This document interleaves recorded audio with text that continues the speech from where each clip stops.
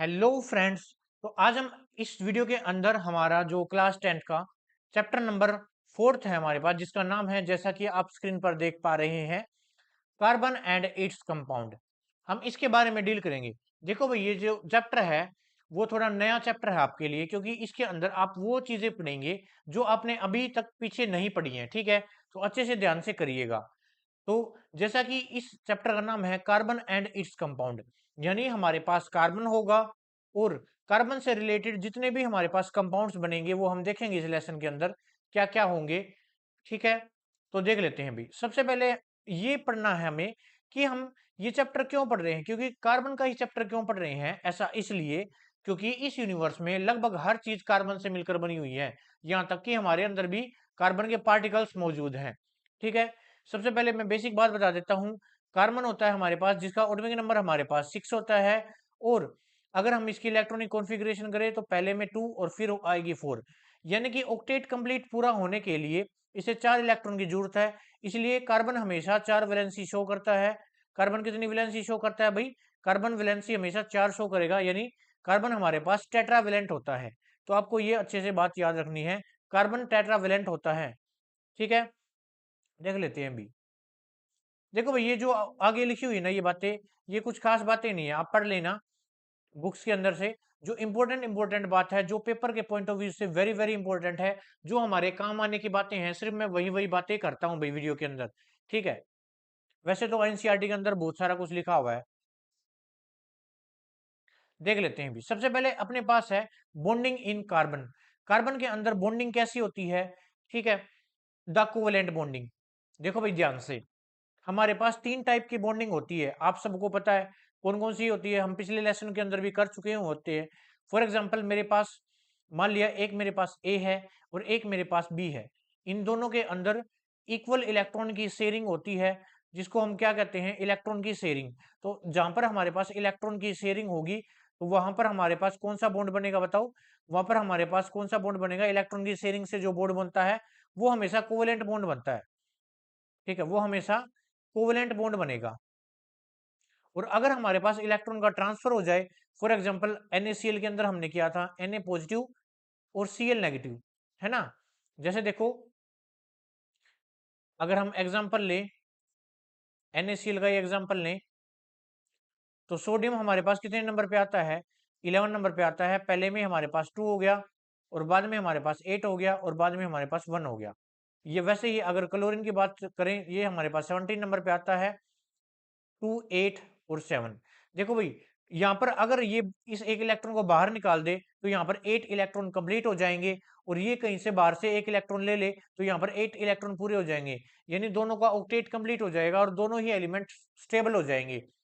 तो इसलिए हमेशा जो Na है वो अपना एक इलेक्ट्रॉन को कहाँ पर ट्रांसफर कर देता है? Cl के पास ट्रांसफर कर देता है।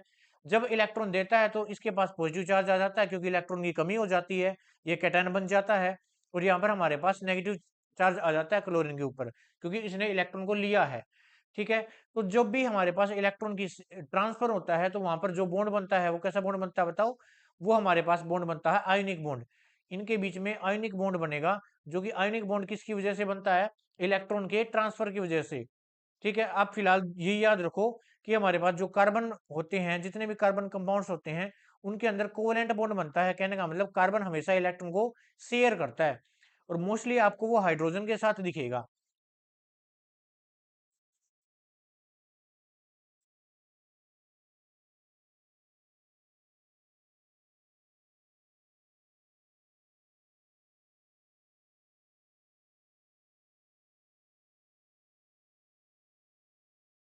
देखो भाई, अब कार्बन की बात कर लेते हैं। ये हमारे पास कार्बन है, इसका एटॉमिक नंबर सबको पता है 6 होता है। पहले में 2 आ गए, फिर हमारे पास 4 आ गए, तो इसको 4 इलेक्ट्रॉन की जरूरत है ऑक्टेट कंप्लीट करने के लिए इधर। तो ये हमेशा चार चार एलिमेंट्स के साथ ही तुम्हें जुड़ा हुआ मिलेगा, और ये मोस्टली हाइड्रोजन के साथ जुड़ता है, क्योंकि हाइड्रोजन के अंदर भी एक ही इलेक्ट्रॉन की कमी है। यहाँ पर इसे डुप्लेट कंप्लीट करना होता है। अगर ये बाहर से एक इलेक्ट्रॉन ले ले तो ये क्या हो जाएगा, या एक इलेक्ट्रॉन शेयर कर दे तो क्या हो जाएगा, इसका डुप्लेट कंप्लीट हो जाएगा। अब ऐसे अब हमारे पास ऐसे कंपाउंड जो सिर्फ कार्बन और हाइड्रोजन से मिलकर बने होते हैं, उनको हम हाइड्रोकार्बन्स कहते हैं। क्या कहते हैं भाई? हाइड्रोकार्बन्स कहते हैं। क्या क्या समझे? मैंने बोला है ऐसे कंपाउंड जिनके अंदर केवल और केवल कार्बन और हाइड्रोजन प्रेजेंट होते हैं उनको क्या बोला जाता है? हाइड्रोकार्बन्स बोला जाता है। देखो भाई, अब देख लेते हैं इसके अंदर क्या लिखा हुआ है।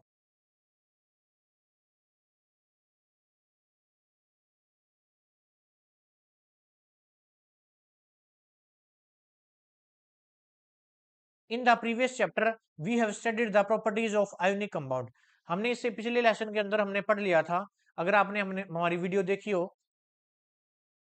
तो आयोनिक कंपाउंड की प्रॉपर्टीज कर ली थी, जैसे कि उनका हाई मेल्टिंग और बॉइलिंग पॉइंट होता है ना, और इलेक्ट्रिसिटी कंडक्ट करते हैं वो सोल्यूशन और मोल्टन स्टेट के अंदर। तो यहाँ पर देखो, अब यहाँ पर क्या होगा देख लेते हैं।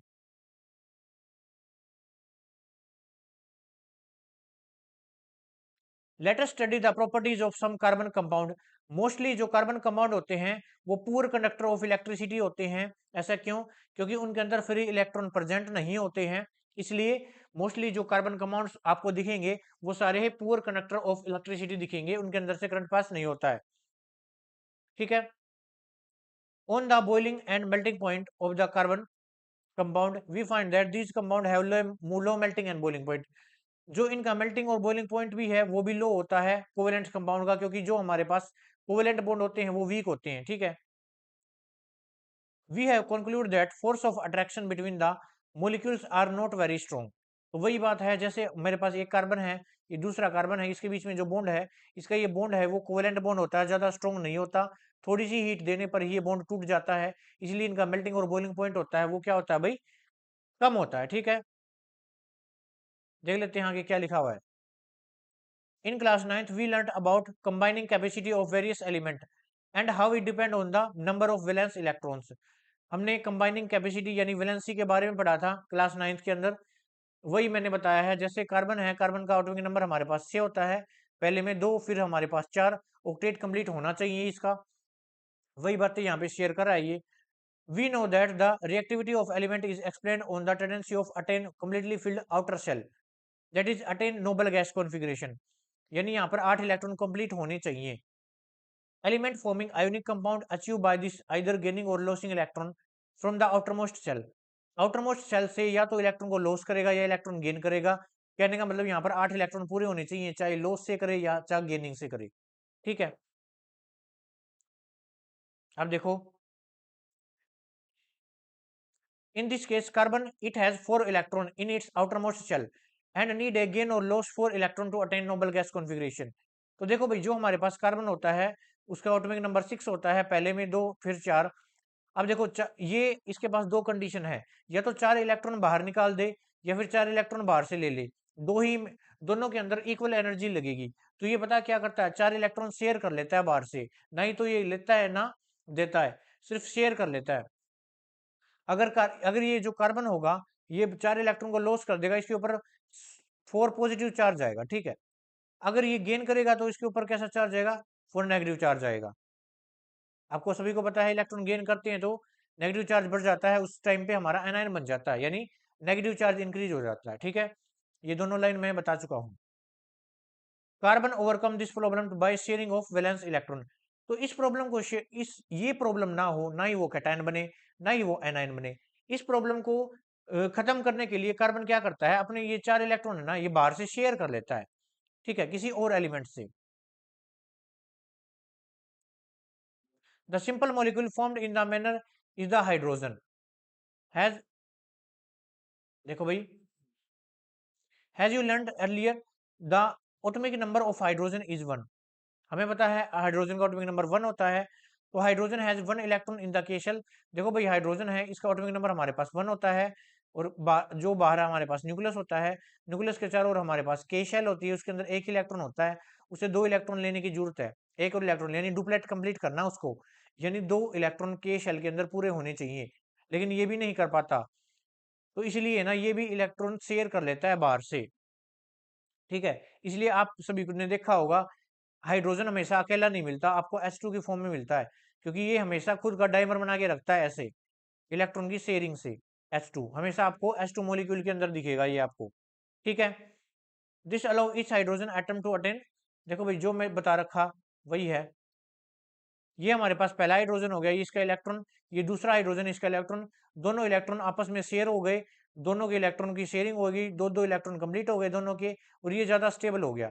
इसलिए हमेशा आपने देखा होगा H2 की फॉर्म में जो हमारे पास हाइड्रोजन है H2 की फॉर्म में रहता है, ठीक है। वैसे ही हमारे यहाँ पे ऑक्सीजन है, देखो ऑक्सीजन हमेशा डबल बॉन्ड बनाता है। कैसे, देखो हमारे पास जो ऑक्सीजन है, ऑक्सीजन का एटॉमिक नंबर कितना होता है, 8 होता है। पहले में हमारे पास 2, फिर होता है 6। वैसे ही दूसरा ऑक्सीजन 8, पहले में हमारे पास 2 होगा, दूसरे में हमारे पास 6 होगा, यानी 2 इलेक्ट्रॉन की कमी है।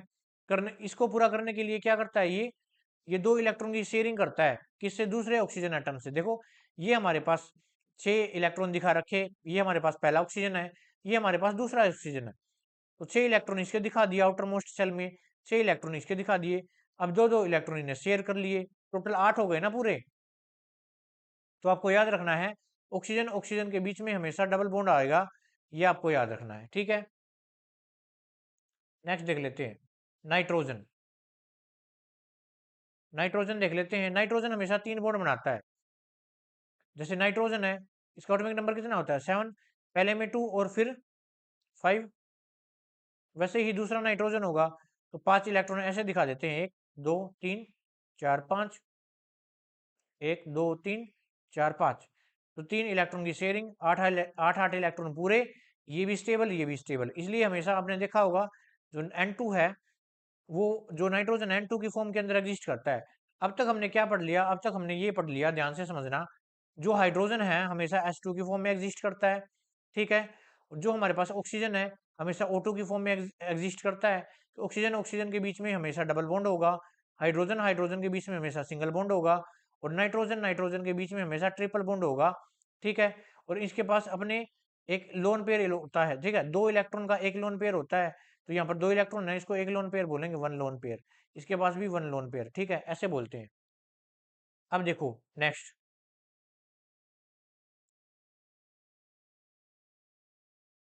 since the electrons are shared between the atoms and no charged particle are formed, such covalent compounds are generally poor conductor of electricity। इसलिए जब ये इलेक्ट्रॉन की शेयरिंग करते हैं ना, जब ये इलेक्ट्रॉन की शेयरिंग करते हैं तो इन पर कोई भी चार्ज नहीं आता, इसलिए ही हमारे कोवेलेंट कंपाउंड होते हैं वो पुअर इलेक्ट्रिसिटी होते हैं, मतलब पुअर कंडक्ट इलेक्ट्रिसिटी होती है, ठीक है। अब हम देखते हैं एलोट्रोप्स ऑफ कार्बन, ये इंपॉर्टेंट है भाई। देखो भाई हमारे पास कार्बन के 3 एलोट्रोप्स होते हैं। सबसे पहले तो हमें ये समझना है कि एलोट्रोप्स होते क्या है। हमारे पास एक ही एलिमेंट होगा, एक ही कंपाउंड होगा, फॉर एग्जांपल कार्बन है, ठीक है, फॉर एग्जांपल कार्बन है। कार्बन की अरेंजमेंट के बेसिस पर ही,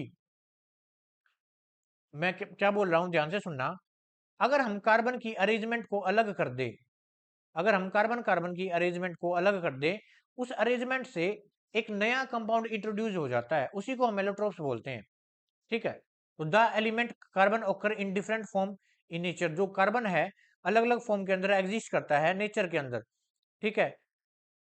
जैसे both diamond and graphite are formed by the carbon atom.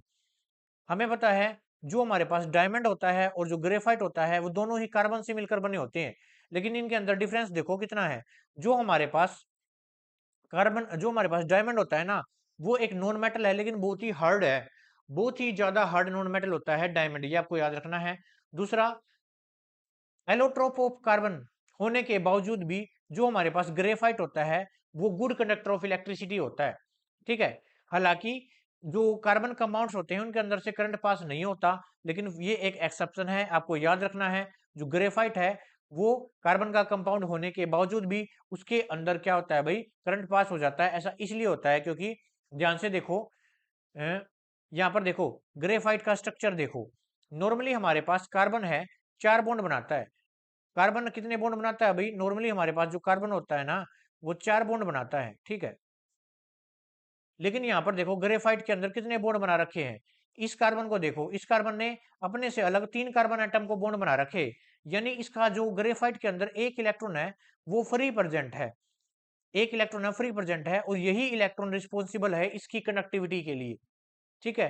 तो अगर आपसे कोई ये पूछे कि जो ग्रेफाइट होता है वो कार्बन का कंपाउंड होता है लेकिन फिर भी उसके अंदर से करंट पास होता है, ऐसा इसलिए क्योंकि जो हमारे पास ग्रेफाइट का स्ट्रक्चर होता है, जो हमारे पास ग्रेफाइट का स्ट्रक्चर होता है उसके अंदर एक कार्बन अपने से 3 अलग कार्बन से जुड़ा हुआ है और उसका जो एक इलेक्ट्रॉन है ना वो फ्री है, क्योंकि बेसिकली कार्बन 4 बॉन्ड बनाता है लेकिन यहाँ पर 3 बना रखे हैं। तो इसलिए ये फ्री इलेक्ट्रॉन हो गया, यही रिस्पॉन्सिबल होता है इसकी कंडक्टिविटी के लिए। ये हमारे पास डायमंड का स्ट्रक्चर हो गया। और एक और हमारे पास होता है फ्लोरीन्स।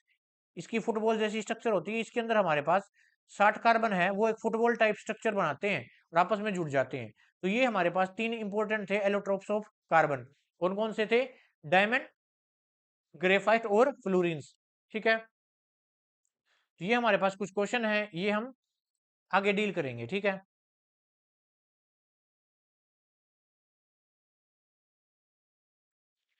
देखो भाई, अब है हमारे पास versatile nature of carbon.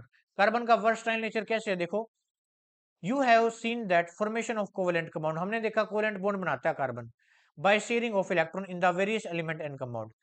We have also seen the structure of simple carbon compound methane. हमने पीछे स्ट्रक्चर देखा मीथेन का।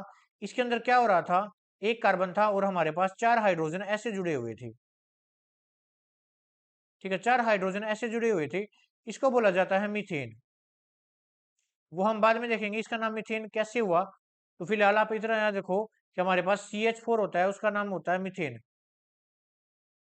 In the beginning of the chapter, we saw how many things we use carbon. In the fact, we ourselves we made a carbon compound. The number of carbon compound whose formula are known as chem. देखो भाई, ये ऐसे फालतू की बातें लिख रखी हैं, इंपॉर्टेंट बात पे आ जाते हैं।